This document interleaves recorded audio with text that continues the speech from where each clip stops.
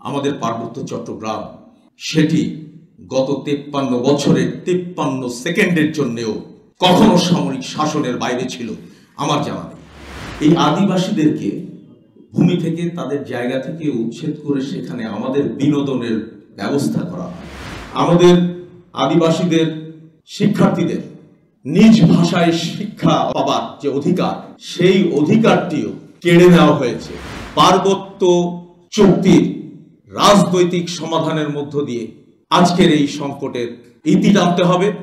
27 বছরের আজকের এই দিনে যারা আদিবাসীদের বিভিন্ন পর্যায়ের আন্দোলনে, বিশেষত পাহাড় এবং সমতলের আন্দোলনে, বাংলাদেশ এবং বিশ্বের বিভিন্ন লড়াই সংগ্রামে যারা শহীদ হয়েছেন, তাদের সকলের লড়াই সংগ্রামের প্রতি শ্রদ্ধা এবং তাদের প্রতি আমাদের কৃতজ্ঞতা জানাই। একই সাথে এই সংগ্রামে আদিবাসীদের নেতা এমএন লারমা, আলফ্রেড সরেন, বীরেন স্টোনাল সহ অসংখ্য শহীদ আছেন, যাদের প্রত্যেককে আমি শ্রদ্ধা নিবেদন করছি। আমার কথার শুরুতে আমি আরেকটু স্মরণ করতে চাই আমার প্রিয় দাদা রবীন্দ্রনাথ সরেনকে, যিনি খুব স্বল্পদিন আমাদেরকে ছেড়ে চলে গেছেন। বাংলাদেশের মুক্তি সংগ্রাম, বাংলাদেশের মুক্তিযুদ্ধ, এই কথাগুলোকে আমরা 9 মাসের মধ্যে যেভাবে ঢুকিয়ে ফেলি, একইভাবে বোধ হয় জুলাই আগস্ট আন্দোলন বলে অনেক লড়াই সংগ্রামকে আমরা সীমিত করারও সুযোগ পাই। 53 বছর কেটে গেল, 33 বছর কেটে গেল, কেউ কথা রাখেনি। 53 বছর কেটে গেল, আসলে কেউ কথা রাখেনি। বাংলাদেশের এই আকাশের নিচে সামরিক শাসন আমরা দেখেছি। আমরা 90-এর ছাত্র আন্দোলনের কর্মী হিসেবে সামরিক স্বৈরাচারের বিরুদ্ধে লড়াই করেছি। নানান নিপীড়ন নিষ্পেষণ আমাদের উপর এসেছে এবং সেই লড়াইটা ছিল বাংলাদেশের মাটিতে যেন আর কোনোদিন সামরিক শাসন আমাদের জাতিকে দেখতে না হয়। সেই লড়াইটা নূর হোসেন জিয়াদের রক্তের বিনিময়ে আমাদের অর্জন করতে হয়েছে। কিন্তু আমাদের এই প্রিয় মাতৃভূমির এত বড় একটা বৈচিত্র্য, এত বড় ঐতিহ্য, এত বড় ইতিহাস আমাদের পার্বত্য চট্টগ্রাম, সেটি গত 53 বছরে 53 সেকেন্ডের জন্যেও কখনো সামরিক শাসনের বাইরে ছিল আমার জানা নেই। চৌকি থেকে চৌকি বদল হয়েছে এবং আমরা বারবার সেখানে এখনো যেতে হলে অনুমতি দরকার হয়। এর মধ্য থেকে সেখানে কিছু সেটেলার বসানো হয়েছে, ইতিহাসে আমি যাব না। এই আলোচনাগুলি করার ফাঁকে ফাঁকে যেখানে 3 মাইল 4 মাইল হেঁটে শিশুদেরকে প্রাথমিক বিদ্যালয়ে যেতে হয়, অনেক উঁচু থেকে নিচুতে নেমে 1 কলসি পানি নিতে হয়, সেই জায়গায় প্রাথমিক বিদ্যালয়ের সংকটের চিন্তার থেকে সেখানে নানান রকম শিক্ষা প্রতিষ্ঠান তৈরি হয়েছে। বিশ্বাস করতে পারি একটি বিশ্ববিদ্যালয়ে মাত্র 300 শিক্ষার্থী পড়াশোনা করে। বান্দরবানে এমন একটি বিশ্ববিদ্যালয় আছে। এটি কেমন বিশ্ববিদ্যালয়, এর উদ্দেশ্যটা কি, সেগুলি নিয়েও আলোচনা হয়েছে অনেকবার। আমাদের এই আদিবাসীদেরকে ভূমি থেকে তাদের জায়গা থেকে উচ্ছেদ করে সেখানে আমাদের বিনোদনের ব্যবস্থা করা হয়। যেমনভাবে মধুপুরে পার্ক করার চেষ্টা করা হয়, শেরপুরে ন্যাশনাল পার্কের চেষ্টা করা হয়, পাহাড়ে হোটেল নির্মাণের চেষ্টা করা হয় আমাদের জৌলুস বিলাসের জন্য, হেলিকপ্টারের সেই ল্যান্ডিং এর ব্যবস্থা সহ। কেমন বাংলাদেশ বৈচিত্র্যকে ধ্বংস করে নিজেদের বৈচিত্র্য বিদেশে উপস্থাপনের জন্য নতুন রকম দুষ্টু চিন্তা, ষড়যন্ত্র, এখানে ষড়যন্ত্র আছে, এই ষড়যন্ত্রগুলি চলে।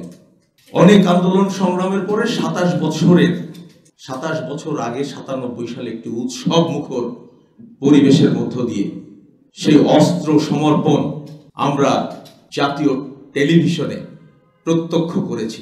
আশাবাদ তৈরি হয়েছিল মানুষের মনের ভেতরে, বুকের ভেতরে, যে এরপর থেকে বোধহয় 2রা ডিসেম্বর আরেকটি বিজয়ের, আরেকটি উৎসবের দিন হবে। কিন্তু 2রা ডিসেম্বরকে আমাদেরকে ক্ষোভ এবং বিক্ষোভের দিনে পরিণত করতে হয়েছে। এই কারণটি আমরা নিশ্চয়ই এখানে যারা অন্তত আছি প্রত্যেকে উপলব্ধি করি ভেতর থেকে। এবং আমি এখানে পরিচয় দিয়েছেন, আমি জন উদ্যোগ জাতীয় কমিটির সদস্য সচিব হিসেবে এখানে এসেছি। আমি একটি উন্নয়ন সংস্থায় কাজ করি এবং আমাদেরকে 6 বার চিঠি দেওয়া হয়েছে এনজিও অ্যাফেয়ার্স ব্যুরো থেকে, আমাদেরকে চিঠি দেওয়া হয়েছে জেলা প্রশাসকের অফিস থেকে, জেলা প্রশাসন থেকে, সমাজ সেবা থেকে।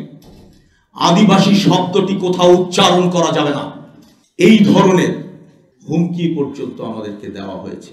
আমরা শব্দকে ভিন্নভাবে ব্যবহার করতে গিয়ে আমাদের মধ্যে মনের ভেতরে বিভিন্ন রকম প্রশ্ন তৈরি হয়েছে।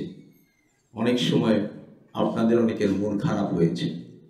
আমরা একটি জায়গায় জনজাতি বলেছিলাম, সেই জনজাতি বলতে আমরা বাধ্য হয়েছিলাম, আমাদেরকে এই রাষ্ট্র বাধ্য করেছে। আমার মুখের যে শব্দ, সেই শব্দকে কেড়ে নেওয়া হয়েছে।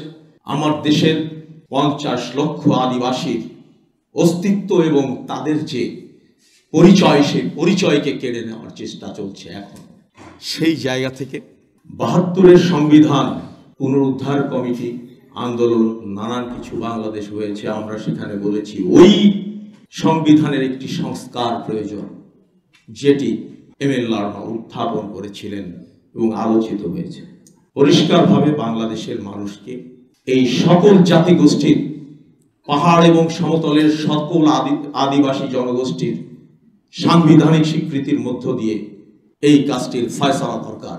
এই কাজটির ফয়সালা না হলে আজকে যে পাহাড় সমতলের আদিবাসীর সংকট, সেই সংকটের জায়গাটি কতদূর সমাধান সম্ভব সেটিও বিবেচ্য। আমরা এই বাংলাদেশে বিভিন্ন ভাষার মানুষ আছি, বিভিন্ন সংস্কৃতির মানুষ বাস করছি।